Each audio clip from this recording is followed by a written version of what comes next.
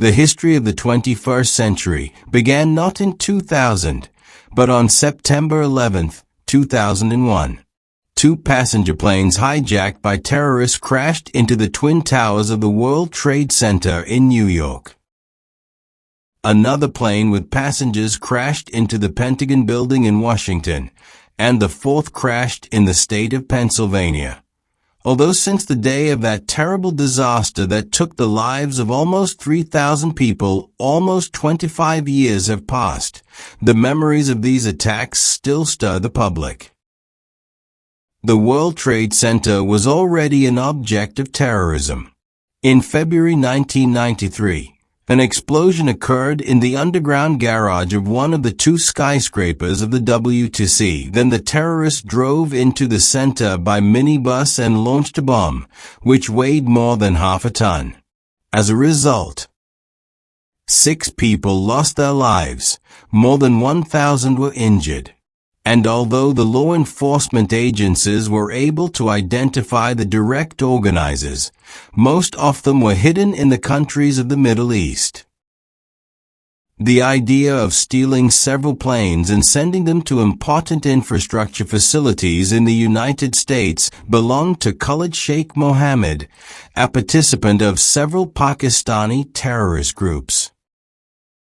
In 1996, he told about his plan to Osama bin Laden, the founder of the international Islamic organization Al-Qaeda, and he approved the plan. The terrorist began to actively develop the plan in late 1998, early 1999. Then the goals were chosen. In general, initially, they were going to attack the nuclear power plants, but they refused this plan. It was too unpredictable.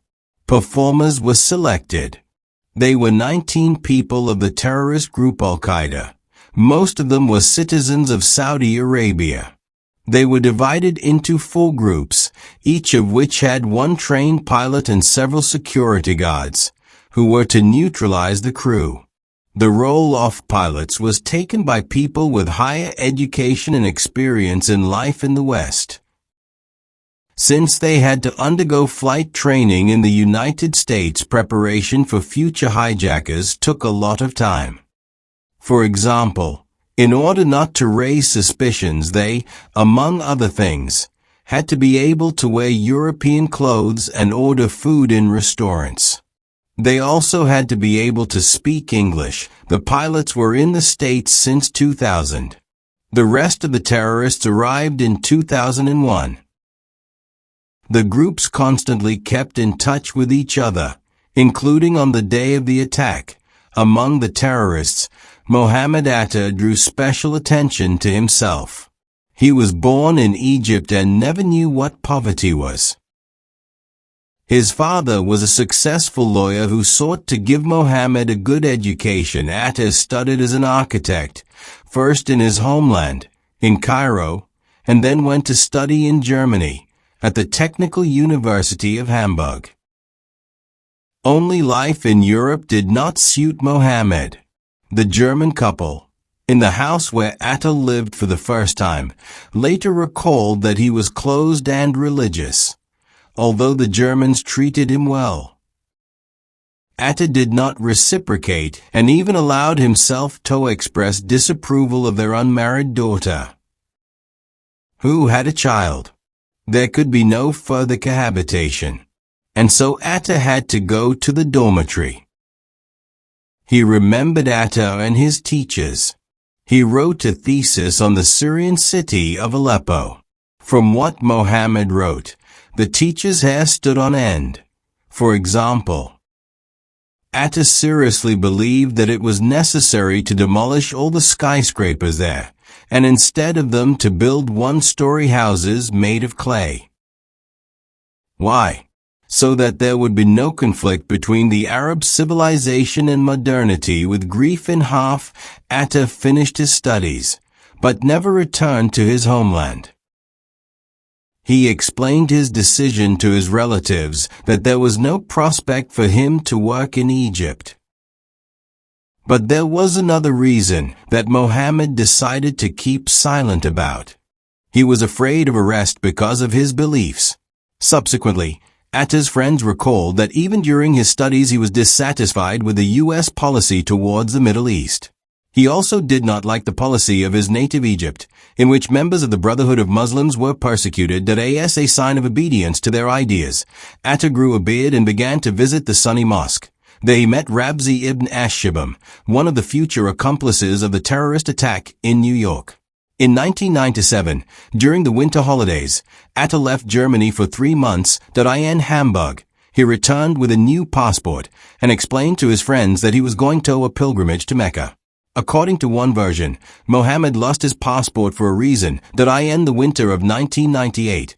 He did not go to Mecca, but to Afghanistan, where he met with Osama bin Laden. And he needed a new passport to hide the fact of his trip to Afghanistan. In 1999, Atta was even going to go to Chechnya to fight there on the side of the militants, but at the last moment had changed his mind. Instead, he went to Afghanistan again. It was on this trip, according to the investigation, that he learned about the plans of an attack in New York and gave his consent to participate in them. In the spring of 2000, he had already sent letters to American aviation schools with a request for enrollment, and in May of the same year he received a tourist visa and went to the United States. Mohammed did not have any problems with obtaining a visa. Firstly, he lived in Germany for 5 years, and secondly, the university gave him excellent characteristics. In the summer of 2000, Mohammed Atta and other militants entered an aviation school in the city of Sarasota. They studied quickly. Although they failed their first exams. By December, they had already received licenses for commercial pilots. Almost the entire first half of 2001 went to the terrorists to choose targets. Through the communications, bin Laden gave his instructions to start the operation as soon as possible. At the same time, the list of goals was approved. The attacks on the U.S. Air Force, which had been discussed earlier, were refused.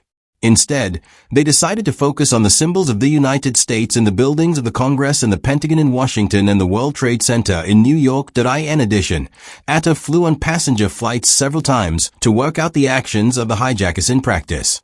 By the end of August, everything was ready for the attack. Interestingly, on August 23, 2001, the Israeli intelligence agency Mossad handed over to the CIA a list of 19 names of alleged terrorists who, according to the Israelis, were going to commit a terrorist attack. Among other names on this list was the name of Mohammed Atta, but the U.S. Special Services did not pay any attention to him. It was a noteworthy morning. On Tuesdays, I usually go out to meet clients and do phone sales. I come to the office at 7:45, eat a cupcake with cereals, drink a cup of coffee and collect thoughts on the eve of the working day. To tell the truth, I was in a great mood. Several colleagues and I were standing and shaking in the men's toilet. We had just begun to divide the 81st floor of one of the towers of the International Trade Center with the Bank of America, and they hung an announcement asking to keep the toilet clean. "Just look," said one of us. "We haven't had time to enter yet, and they are already puking in areas." It was about 9:45. For me, this day began quite ordinarily. As they say, nothing foretold. Our pharmaceutical company GlaxoSmithKline had just bought another company based in Jersey City, New Jersey, on the shore of the Good Zone, right opposite the southern part of Manhattan. The view from there to Manhattan was simply crazy. That day I had to go there, to the Jersey City company, because only there were the devices for the necessary experiments. Our laboratory was on the 7th floor and the cafeteria on the 4th. Usually, when I came there, I took a cup of coffee and stood in front of the window. And that day everything was as usual. I arrived at 9 a.m., went into the cafeteria, stood, admired. The day was clear, the mood was great. A few hours before Michael Wright arrived at his office at about 5 a.m., Mohammed Atta and his accomplice Abdulaziz Al-Amari arrived at the Portland airport, from where they flew to Boston. They had tickets for a trip to Los Angeles. At 7:35, the terrorists boarded the planes. Before that, Atta contacted one of his accomplices, who confirmed the attack plan. There was no way back. At 8 a.m., the plane took off from the airport, and at 8:23 Boston air traffic controllers heard the first announcement made by Mohammed Atta. "We have several planes. Just sit still, and everything will be fine with you. We are returning to the airport." A minute later, he announced, "Do not move, everything will be fine." If you try to do anything, you will endanger yourself and the plane. Just sit still. Most likely, Atta wanted to make an announcement for the hostages, but he mixed up the buttons and contacted the air traffic controllers. In their hand luggage, the terrorists were able to carry knives for cutting cardboard on board the plane, then they could be carried with them, and therefore they did not attract the attention of the security services before departure. It was these knives that the terrorists used to deal with the pilots. The third announcement, Atta made 35 minutes after the plane took off. Nobody move, please. We are returning to the airport. Do not try to do anything stupid, Atta lied. After 12 minutes, 8.46, the American Airlines plane, at a speed of 748 kilometers per hour, crashed into the North Tower of the World Trade Center.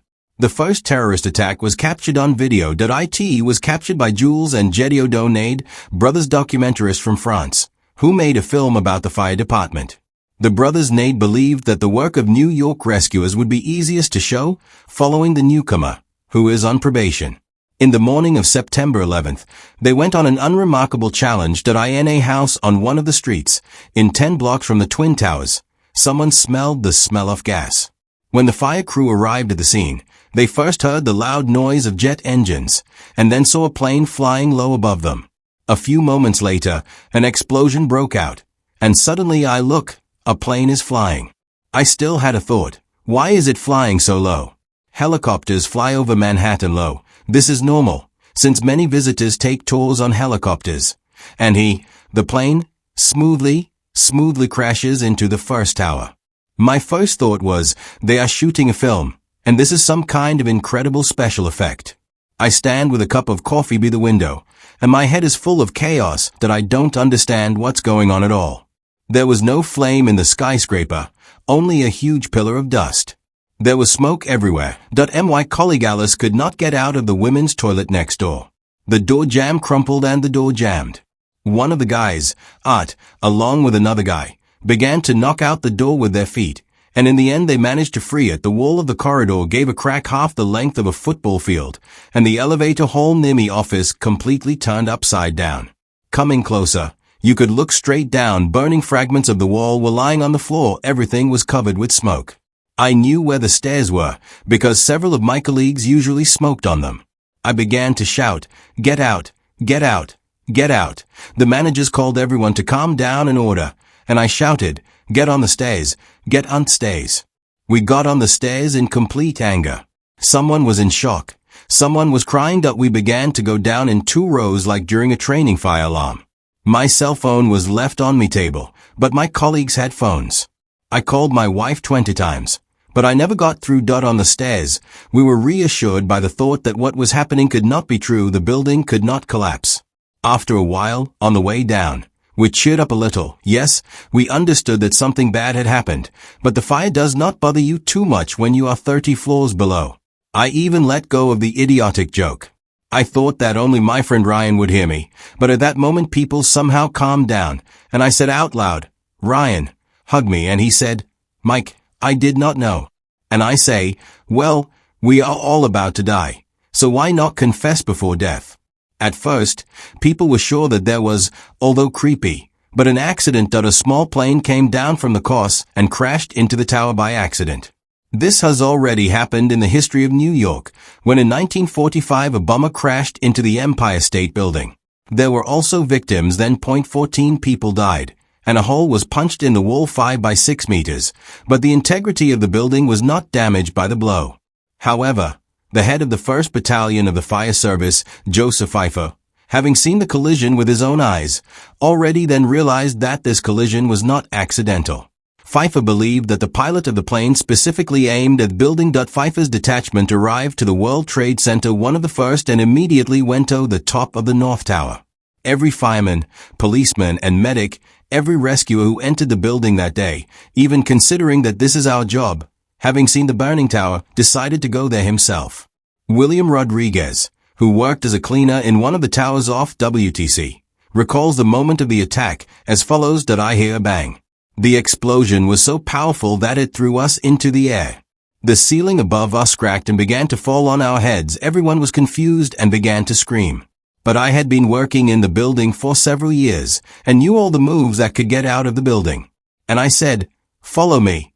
In a where to go, Philip and David, another injured worker, I threw on my shoulders and led the whole group of people from the lower floor to the exit to the home outside the building. When we left the center, an ambulance arrived and I put Philip in their car. By this time, the police had already cut off the building. They ordered Rodriguez to go out and run to them, not to turn around. What are you doing when you are told not to turn around? You turn around. That I turned around and saw the most terrifying picture in my life. I saw the bodies of people falling from the building.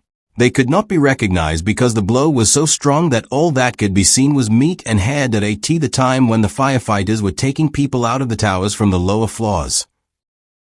Everyone who seemed to be above the collision zone with the plane were cut off from the exit. The fire was raging, the flame was spreading, and people were coming out of the windows. Many of them in the next minute preferred a quick death, a slow death from fire and smoke. Some were losing consciousness from carbon dioxide. There were also those who were lucky. For example, Alexander Skibitsky. He worked in the South Tower on the 65th floor at about 9 a.m. Alexander, as usual, was at his workplace.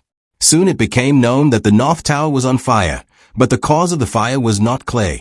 The employees of the office did not even suspect that a plane had already crashed into the neighboring skyscraper. No one could even imagine that someone could fly into a city building on such a clear day. It was out of science fiction. As Skibitsky said, he and his colleague from Pakistan felt uncomfortable and decided to leave the office despite the announcement by the security service that people's lives were not in danger. They were afraid that the fire would spread to the South Tower. Meanwhile, the employees of the office began to pack documents and computers in case of an emergency. Alexander and his colleague Wally went down the elevator. But they were stopped by security and asked to return to their workplaces. The men did not listen and broke out. The nearest streets to the World Trade Center were covered with ash, and black smoke was coming. Only then they realized that something really terrible had happened. Just a few minutes later, according to official information, at 9:02 a.m., a plane of Flight 175 United Airlines crashed. The plane crashed from the 77th to the 85th floor. Alexander and his colleague could only die, not listening to the security at the exit. According to him, at that moment a real hell began. People were running out of the buildings, and burning bodies were falling to the ground. The South Tower collapsed faster than the North Tower. All colleagues of Alexander died. Janice Brooks was working on the 84th floor of the South Tower in the morning of September 11th. A woman heard a strange sound. Papers began to scatter from the windows of the building. Someone shouted, "Run!" Janice did not immediately understand what to do, and even managed to call her boss in London to ask permission to leave the workplace. He told her to get out of the office because a plane was about to take off. At that moment, it was already known from the news all over the world. Brooks went down to the 12th floor, but the loudspeakers reported that everyone was returning to their workplaces. She began to climb back, and when she reached the entrance door to her floor, the South Tower also shuddered. 6 floors of the building were immediately destroyed. In front of Janice ran injured people. It seemed that it was impossible because all the stairs were destroyed. But in the chaos and smoke, people found a door to another staircase and ran down it. Janice took off her shoes and rushed to the exit to the first floor, and numerous fragments she was saved. The last person who managed to leave the second building was Ron DeFrancesco. His office was located where Brooks worked on the 84th floor. As soon as he noticed the smoke in the neighboring building, DeFrancesco immediately decided to go outside. After a few minutes after his departure to the stairs, the second hijacked plane crashed into his tower. On the way, he met people who persuaded him to go upstairs, as the fire on the lower floors was too strong, but the doors to the roof were blocked. Ron got to the open area in the impact zone and lay on the floor. Surrounding him lay suffocating people. The general panic pushed him to the thought that he had to try to go down again. Under the adrenaline of what had happened, he managed to go down to the first floor, and after a few minutes the southern building began to collapse. Soon he lost consciousness and woke up in the hospital with a fractured spine and numerous burns. Ron DeFrancesco became the last person who managed to leave the second building before the collapse, and one of the 4 survivors who was above the 81st floor at the time of collision. Anne-Marie Principe recalls, "I had a small business. I owned a model agency, and then I was engaged in organizing a fashion week in New York that morning. As usual, I went to work. I remember the weather was wonderful. I was already in the building near the mall, and I did not see the first plane, only I heard a sharp sound that sounded like a thunder, with which it crashed into the tower. I went outside, and someone said that a plane crashed into the tower. Maybe it was just an accident, I thought, and then another plane appeared. There was a feeling that it flew right over my head." What was the worst? Uncertainty. And although everything happened before our eyes, we did not understand what it was. Maybe there was a biological weapon on board, or even radioactive. At that moment, no one knew the truth. 17 minutes later, at 9:03, another plane crashed on board. At this time, many shooting groups were filmed, which filmed the consequences of the first impact point. One of the first journalists who was at the scene of the terrorist attacks was a producer of the Fox News channel, Jonathan Wachtel. He recalls that day as follows. "It is interesting that on that day elections were held. Like in the city council, there were election posters all around, but as a result, they did not take place that day. That morning, I took my child to school on 32nd Street. I was already on the bus to work on the other side of Manhattan when I received a message from the office that a small plane crashed into the building of the World Trade Center. Please go and see what happened." Or something like that. I felt that it was urgent. Let's admit that no matter what crashed into the Twin Towers, it already deserves attention. Such incidents have already happened anyway. I got off the bus at the next stop and caught a taxi. When we were driving down along 5th Avenue, approaching the Twin Towers, the second plane crashed into the South Tower off WTC. After that, a huge fireball caused by a collision and an explosion passed over 5th Avenue. The driver instinctively hit the brakes and refused to go further. I gave him $20, ran out of the car. I was at a large enough distance to see the smoke rising from the first tower and was able to take several pictures while walking in the direction of the WTC. At that moment I realized that this was a terrorist attack. I had no doubts. I went to the very base of the towers. At that moment, both were already covered with fire. The approaches to them were not yet closed. In addition, I had a certificate issued by the police. If the journalists outside the building were at that moment interested in taking a better place, people inside escaped as best they could. Joan Stewart is a co-worker of GlaxoSmithKline. Mimotha had an acquaintance by the name of Lev. He was a boy. He survived the blockade of Leningrad and much more, and in the 70s he moved to the USA. He was 70 years old. He worked as an architect in the tower that fell down. Lev told that life taught him not to trust anyone, and this saved him on September 11th. When the plane rammed the first tower, Lev took a co-worker who was in position and together with her began to descend the stairs from the 56th floor. Since the elevators were no longer working, they are met by firefighters and they say that the situation is under control. Return to your places. Lev said that he sent them further and continued to descend the stairs.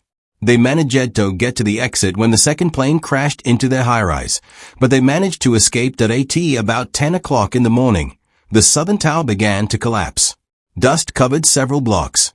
In the vicinity of the high-rise, despite the police detachment, a lot of people gathered, now crowded nearby from the epicenter. People rushed to run away. Michael Binfan, Urian eyewitness. I ran, saving my life, breaking my head. This shit was flying right behind us, rising behind our backs. I saw the truck. I knew it was right behind me. I dived under it and everything around just turned black. Another half an hour later, the second tower collapsed, the northern one, into which the first plane crashed. George Bush was in a couple of thousands from New York, Florida, at a primary school named Emmy Booker, where he came as part of an educational program that he supervised. In the classroom, the president was supposed to read to children excerpts from the book My Homebody. At this moment, one of the assistants came up to him and told him by ear what had happened. After hearing the message, Bush stayed in his place and continued to read. Subsequently, he was criticized for such behavior. They said that he should have immediately left the class.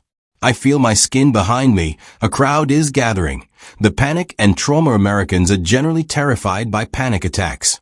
At about 15 minutes we were all standing like confused. The first tower was already sinking and another airplane crashed into the second tower. Then we all began to panic, and I stood by the window. I cannot take my eye off, as if I was stuck. I held this unfortunate cup of coffee with which I did not sip a sip. The security was very good. The guards began to urgently send all the staff to the houses. The guards warned that those who live in Manhattan will not be able to get there. So it remained to rent a hotel or stay with friends. America is an individualist country. No one here solves other people's problems. Everyone solves their own problems. At that time, I had just moved from Brooklyn, the New York area, to New Jersey. The license plates of New York still hung on my car. I remember how on my way home to the north of New Jersey, the police constantly stopped me. They, seeing the New York license plates on the car, each time began to explain that I should not go to New York. The police were visibly invisible, like on a parade. Most of the people who were inside the towers managed to be evacuated before the collapse, but many firefighters returned straight to hell. They wanted to save those who could not get out. Anyone who saw the collapse of the towers recalls the analogy with card houses. This is not an exaggeration. Tower buildings really folded under their own weight. I was on Church Street, trying to find a stationary telephone line for communication with the editorial office, that I remember how I entered some bar and discussed with the manager whether I could use their telephone line. When I went outside, I heard a terrible rumble. Later, I witnessed the collapse of second tower. But in the case of the first tower, the roar was just incredible, as if everything around me sucked into the abyss caused by the earthquake. Everything was rumbling around. The sound was very loud. This area has a very dense development, so the sound was reflected from the buildings, and the echo intensified the effect even more that I was very close. There were buildings around, so I was protected from falling debris. Although if the tower had fallen to the side, I would have died for sure. I stood as if hypnotized. I was curious what the hell was going on, what would happen next. Then this huge cloud appeared, a huge dirty cloud, which approached like a sandstorm. Later, Mark Stevens, the ex-head of the medical service. There was black smoke everywhere and people running around. On both sides of the OS-30 there were many fire trucks. Right in front of us, a fireball appeared, and an explosion broke out, throwing smoke right at us. I said, "Colleagues, we need to get out of the car." So we jumped out of the cabin and hid under the car. Then we felt a shockwave. I covered my face. The pain was all over my body where the debris fell. When I opened my eyes, it was dark around. I closed my eyes and began to pray. And when I opened my eyes again, it was as if a blizzard was raging around. Everything was white, the sea was white, and everything exploded. That I said, "Colleagues, we need to get out of here." We managed to get to the PU, from where the boats depart to the Statue of Liberty. From there, a view of the place of the explosion opened up. There was a thick layer of white dust everywhere. Fragments of newspapers were flying everywhere. We returned to the car, turned on the large fire, and the car became a point for receiving the victims. We did eye washing, put tires on the fractures and transferred the respirators to both civilians and police. That I think we stayed there for a few hours until none of the civilians, only the rescue staff. Then we moved to the rescue operation headquarters.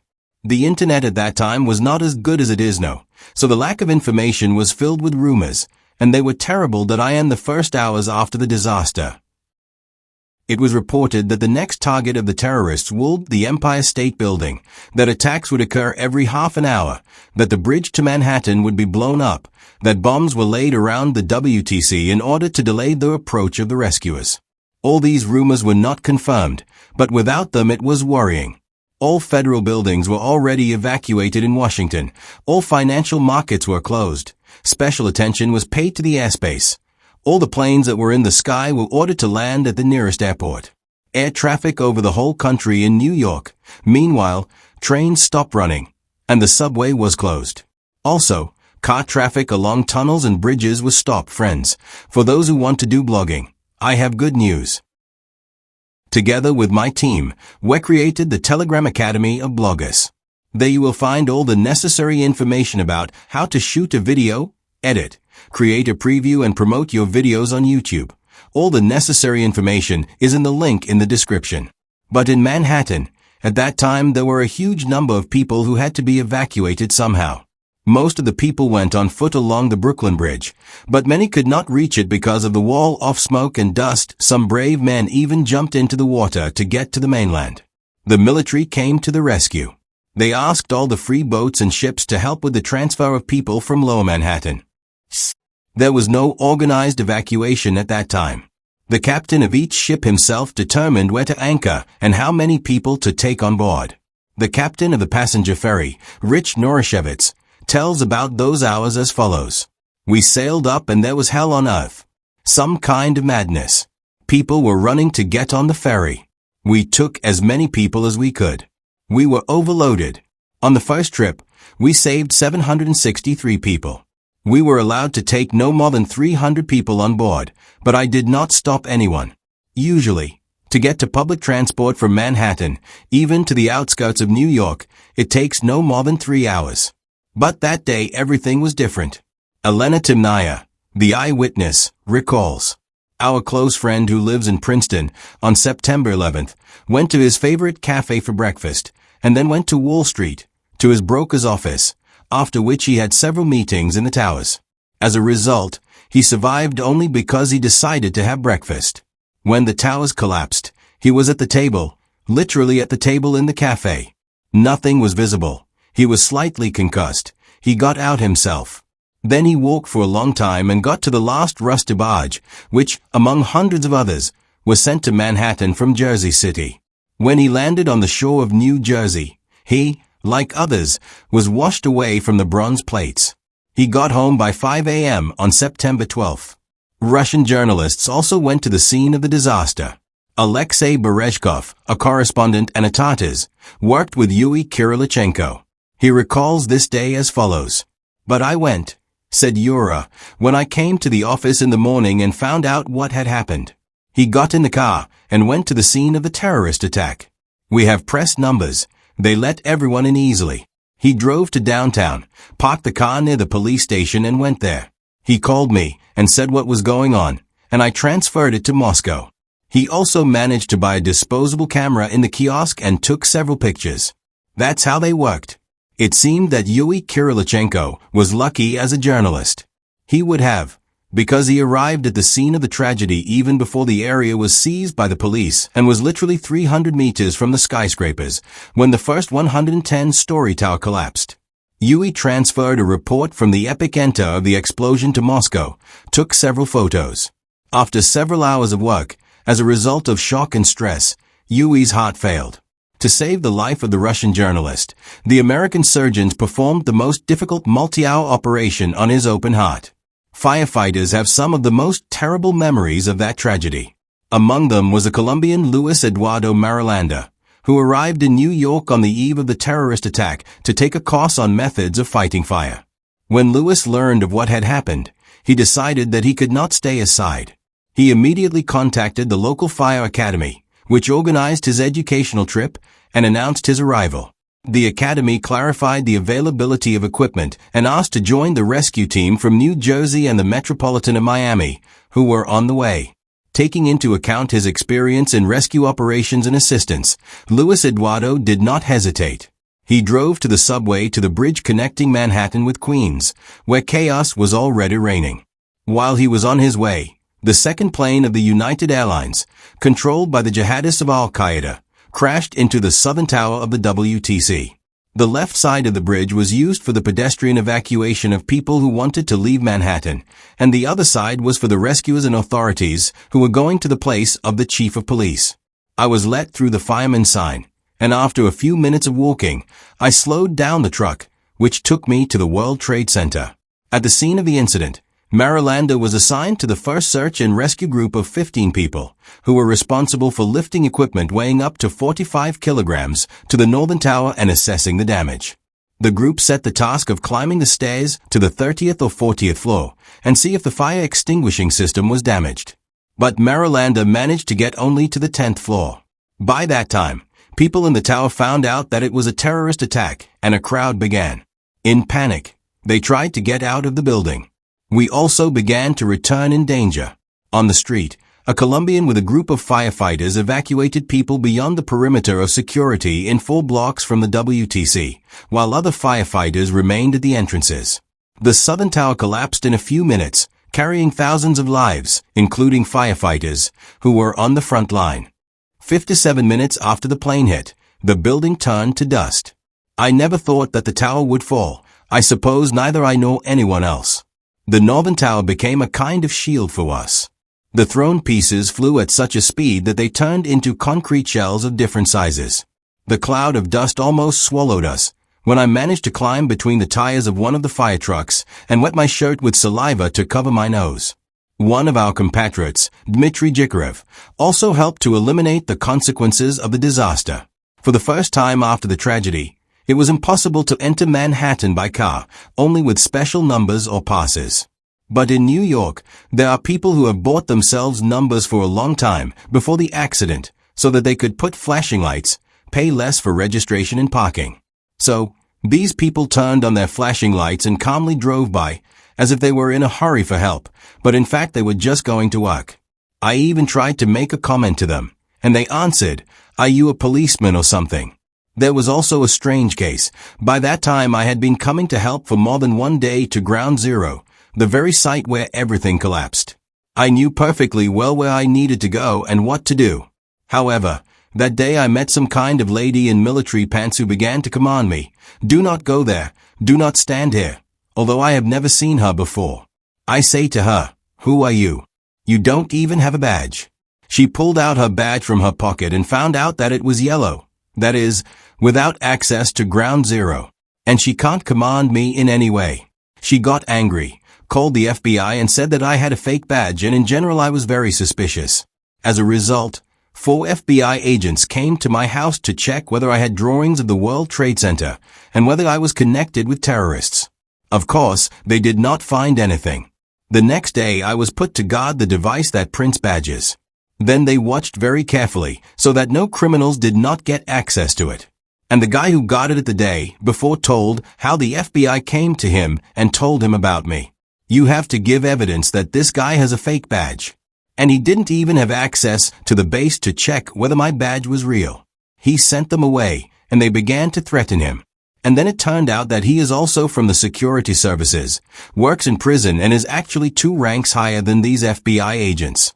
So nothing came out of them. At that moment, the security services tried to serve as best they could and somehow make up for their guilt in front of the government for what they had done. So they detained everyone without interrogation. But still, if we do not count such isolated incidents, the whole city then for several months became like one big family, and everyone tried to help as best they could. Those minutes when Twin Towers hit planes in the sky over Pennsylvania, another tragedy unfolded. The 4th plane involved in the terrorist attack, as it is customary to consider, was supposed to attack Washington or the Capitol or the White House. But this plan was not destined to come true. Boeing 757 airliner of the United Airlines made a scheduled flight to San Francisco. There were 44 people on board. At 8:42 a.m. the plane took off, with a 42-minute delay. At 9:24 a.m. the pilots saw a message from the dispatcher Edward Bollinger 2 planes crashed into the World Trade Center. Pilot Jason Dahl decided to clarify. Ed confirmed the lost message. But it was too late. Just 2 minutes later the attack began. 4 terrorists with red bandages on their heads attacked the commander, the second pilot, and the stewardess. A SOS signal was sent from the board. The dispatchers heard screams and sounds of struggle during the radio broadcast. The airliner, flying over the eastern Agai at an altitude of 10,500 meters, sharply descended to 2,000 meters. When the second distress signal was sent, the dispatchers heard a man's voice full of despair. "Get out of here. We're all going to die here." Then the pilots were apparently killed, after which only the stewardess Deborah Walsh resisted the attackers until she was killed too. In any case, words in Arabic order, "I'm done." After that, the stewardess was no longer heard. The leader of the criminals born in Lebanon, Ziad Jarrah, who took the course of pilots of small aircraft in hand-to-hand combat, and also went to Afghanistan in 1999, where he talked to Osama bin Laden, and then destroyed his passport to hide the fact of the trip. The passengers of that unfortunate flight decided to interfere with the terrorists. They tried to break the door into the cockpit. The passengers hoped that one of the pilots would survive and be able to take control of the plane in his own hands. Jarrah, in response to the actions of the passengers, began to swing the plane left and right. In 1959, he ordered one of his partners to block the door, continuing the swing. At 10 a.m., the terrorists for the first time started talking about the early completion of the mission, although there were 20 minutes left. Jarrah asked one of the terrorists, "Until it is necessary. When they all come to us, then we will do it," they answered him. Immediately one of the passengers shouted into the cockpit, "If we do not do this, then we will all die." At 10 a.m. Jarrah again asked whether to break the plane or not. This time he was answered affirmatively, and then he sharply pulled the steering wheel to the left. The passenger's cry was heard, which apparently burst into the cabin. And yes, it was me. It was about the steering wheel.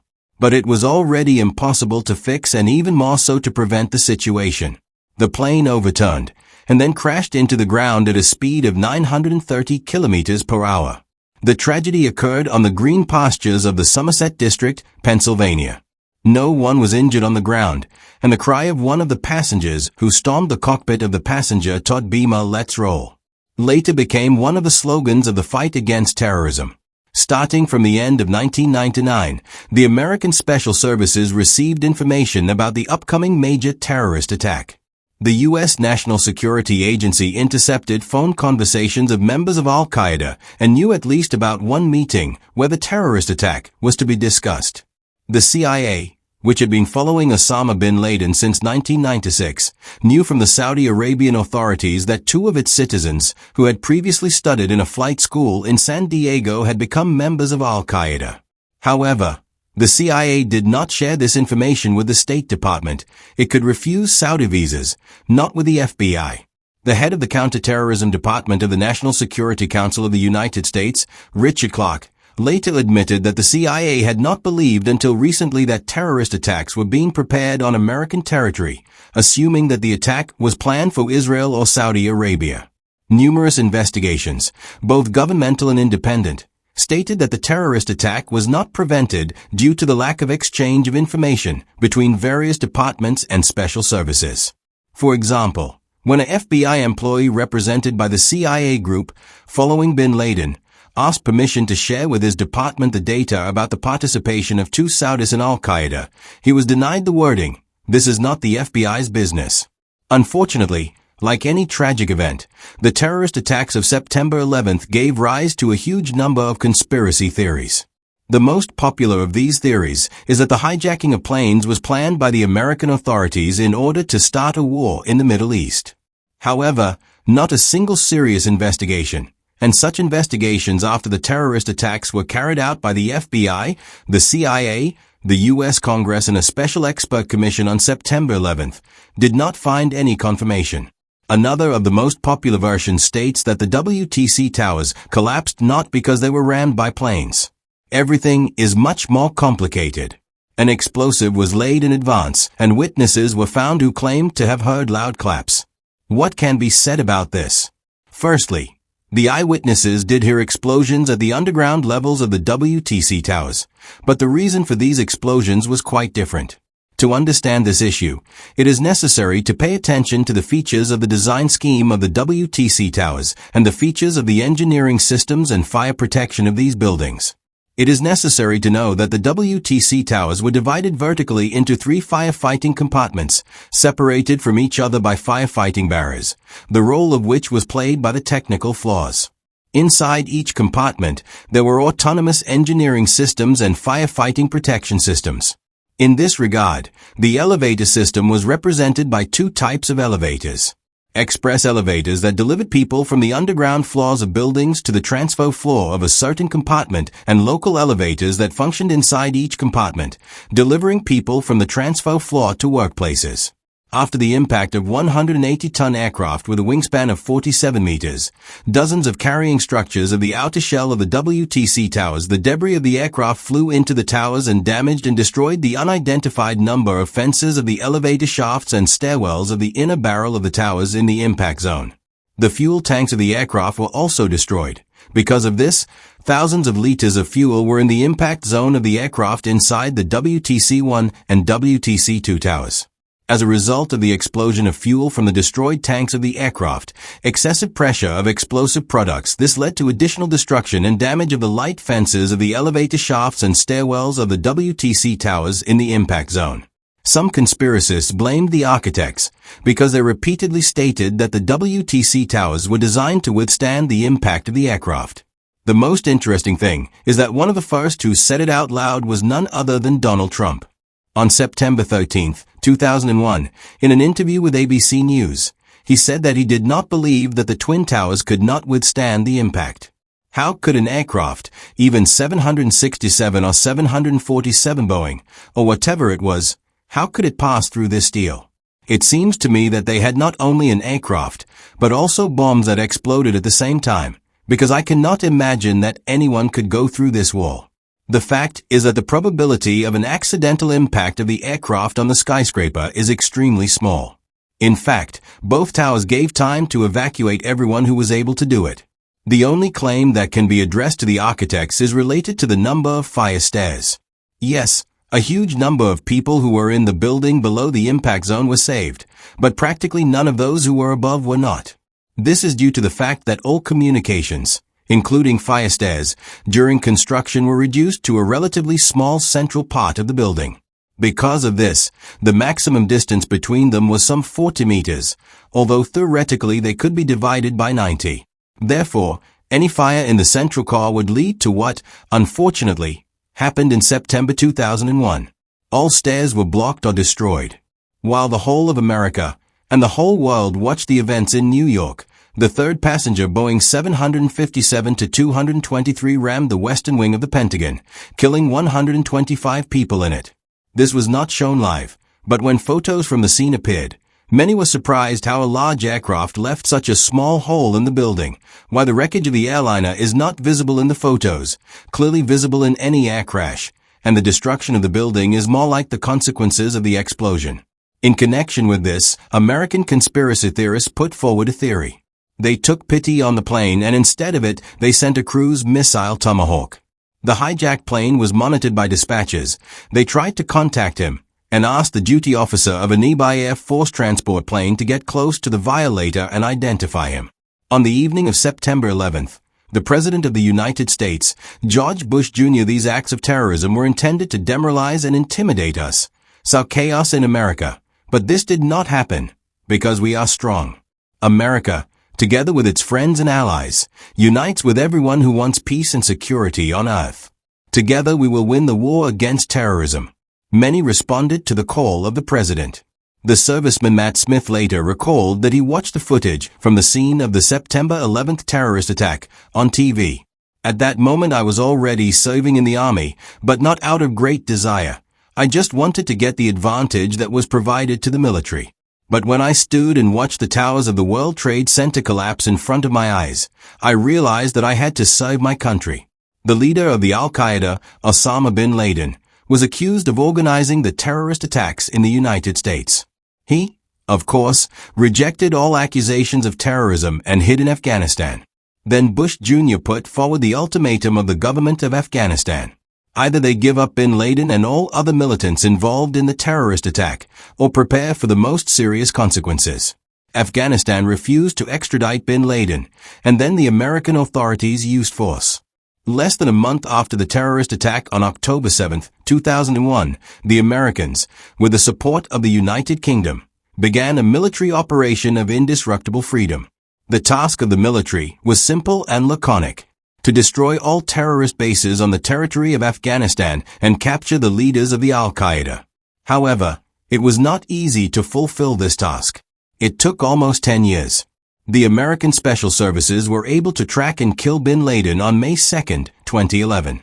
It happened, by the way, not in Afghanistan, but on the territory of neighboring Pakistan. Also, during the special operation on his destruction, some documents were found. It turned out that terrorist number one planned the murder of the U.S. President Barack Obama and the ex-commander of the U.S. and NATO troops in Afghanistan, General David Petraeus.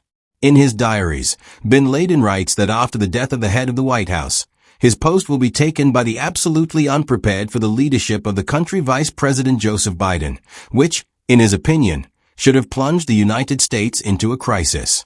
In addition, from the found documents it follows that, up to his death, bin Laden planned another large-scale terrorist attack in the United States. But with the liquidation of the former terrorist number one, the war was not over. From October 2001 to September 2019, the losses of the United States and the military intervention in Afghanistan amounted to almost $780 billion. After all, in addition to the liquidation of the Al-Qaeda militants, the Americans also had to reorganize Afghanistan. Gradually reduced the number of the military, NATO, and the United States began only since 2014, and the final completion of the operation and evacuation of all soldiers was announced only in the spring of 2021. This was already done by President Joe Biden. The events of September 11th are associated with another tragic story, which is not given much attention. Henryk Sivek spent almost all of his conscious life in his homeland, in Poland. There he had a family, a wife and 2 children, but there was no job. In 2000, Henryk was fired, and he went to New York to visit his sister Lucina, who lived in Queens. Despite the lack of permission to work, Sivek decided to stay in the United States until they raised money for the construction of a new house. After that, he wanted to return back to Poland. Life in the United States came to Sivek to taste, but the English language did not give him in any way. He studied with a teacher, watched TV, but the progress in mastering English was extremely slow. Relatives warned Henryk that not knowing the language would someday play a bad joke on him, but he simply refused such warnings. In the morning of September 11th, after the terrorist attacks, the construction site was temporarily closed. Sivek needed money, but he could not afford to wait when it would be opened again, so he returned home and began to study newspapers with ads. In one of them, he found an ad for the vacancy of a cleaner in the supermarket Passmark, which is located in Brooklyn. Sivek had never been in that area, so together with his sister he studied the subway map, and on the evening of September 11th went on a journey to take a shift by midnight. Not far from the store, one of the workers, Sivek, arrived at the right subway station, but then got lost and went in the wrong direction. Sivek did not know that the area where the store was not safe. He turned to Albany Avenue, a street that has long been admired by drug dealers and other criminal elements. As the residents of the street later told, at about 23.40 they heard a noise, and then several shots. They shot at Henryk. Having been injured in the lung, he reached the nearest house, at the door of which he called, hoping to get help. However, the residents of the house were afraid to open the door because of the shots. They only called an ambulance, to which Sivek was already dead. The New York police experienced one of the worst days in its history that day. All police officers were already on duty, many worked overtime, some even returned from vacation. But there was still not enough strength, so the police could not pay a lot of attention to the killer Sivek. Usually, the investigation of the crime scene and the interrogation of all potential witnesses takes about 9 detectives. But on the evening of September 11th, to Albany Avenue, the killers of Henryk Sivek have not yet been found. It was the only murder registered that day in New York.